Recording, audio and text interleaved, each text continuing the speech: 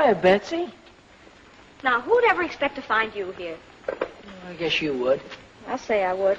Been waiting here since 5 o'clock. For what? For what? Listen, when a girl calls a man 14 times in 10 days, and either they tell her that he isn't in, or else some loathsome creature answers the phone and says, "This is Mr. Andrew Hardy's valet. Mr. Hardy is entertaining at dinner tonight and cannot be disturbed." What goes on at that city house, anyway?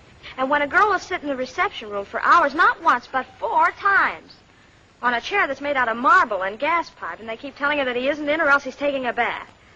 Well, any goon would want to find out why she's getting such a brush off. Well, I phoned you twice after I gave you the perfume, didn't I? But you were... I know.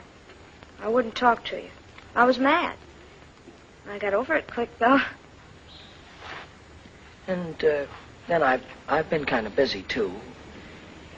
It's taken me a little while to find a job. Job? Andy, you haven't got a job. Now, don't try to be big with me. I know that most fellas have to put on a smooth front for girls because they're supposed to be the superior sex, but I'm not that kind of a dope, Andy. All right. So I haven't got a job. But every time I lose out, somebody gets a job, and it's going to be my turn any minute. But look at yourself. Look at your clothes are dreadful. You got a button off your shirt. You just look down and out. I am not. Brother, if you're not the forgotten man, you're certainly not being remembered very well. Look at your shoes. Look. Well, that's these New York sidewalks. You walk a lot. Walk?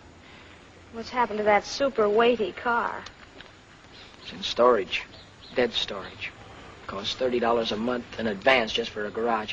Gosh, I never realized before how much it costs to live. Grim enough just having to pay room and board in New York. But it's the little things that cost that you never realized before. Your laundry, your soap, your toothpaste, a million little things. 25 cents here, 20 cents there, maybe only a dime.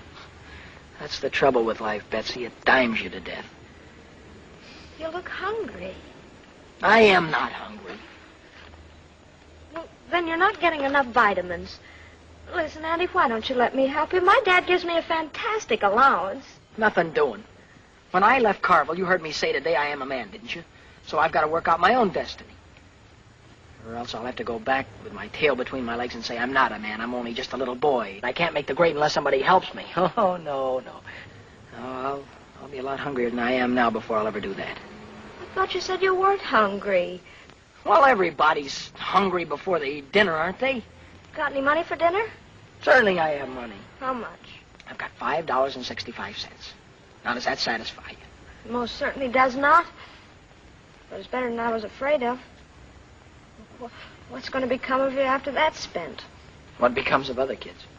Don't talk like that. Oh, nothing serious is going to happen to me. I've got a home to go back to. Oh, I admit I was only practically a kid when I first came to New York, but now I see everything much clearer.